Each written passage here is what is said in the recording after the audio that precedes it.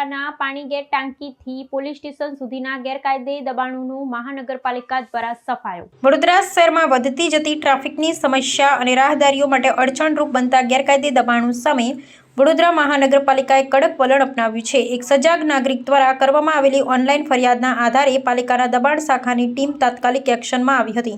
પાલિકાની ટીમે પાણીગેટ વિસ્તારમાં મેગા ડ્રાઈવ હાથ ધરી પાણીગેટ ટાંકીથી લઈ પાણીગેટ પોલીસ સ્ટેશન સુધીના મુખ્ય માર્ગ પર સપાટો બોલાવ્યો હતો।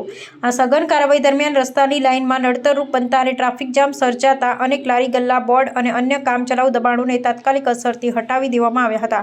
પાલિકાના તંત્ર દ્વારા કરવામાં આવેલી આકરી કાર્યવાહીમાં ઘટના સ્થળેથી એક ટ્રક ભરાય તેટલો સામાન પણ જપ્ત કરવામાં આવ્યો છે। આ ઝુંબેશ અંગે સત્તાવાર નિવેદન આપતા અધિકારી રાહુલ સરવૈયાએ જણાવ્યું છે કે શહેરીજનોની સુવિધા સુનિશ્ચિત કરવા માટે આ પગલાં લેવાયા છે અને ભવિષ્યમાં પણ શહેરમાં ગેરકાયદે દબાણો સામે આવી જ કડક કાર્યવાહી અવિરત ચાલુ રાખવામાં આવશે। હાલમાં દબાણ હટાવો ઝુંબેશના પરિણામે વિસ્તારના માર્ગો પહોળા અને ખુલ્લા થાય છે, જેનાથી સ્થાનિક વાહન ચાલકો અને લોકોને રોજિંદા પરિવહનમાં મોટી રાહત મળી છે। આજરોજ પાણીગેટ ટાંકીથી પાણીગેટ પોલીસ સ્ટેશન સુધીનો વિસ્તાર આયુધી 4 રસ્તા અને ત્યાં સુધી ફૂટપાથ ઉપર જે દબાણ આવેલું છે એ ફૂટપાથ ખુલ્લો કરવા માટે ઓનલાઈન ફરિયાદ હતી તે મુજબની કાર્યવાહી કરેલી છે અને બિનવારસી જે લારી ગલ્લા હોય એને જમા લીધા છે। ડ્રાઈવ તો ઓનલાઈન સૂચન હોય એ પ્રમાણે આજના દિવસની આ પૂર્તિ છે એટલે આજે આ કાર્યક્રમ કરેલી છે।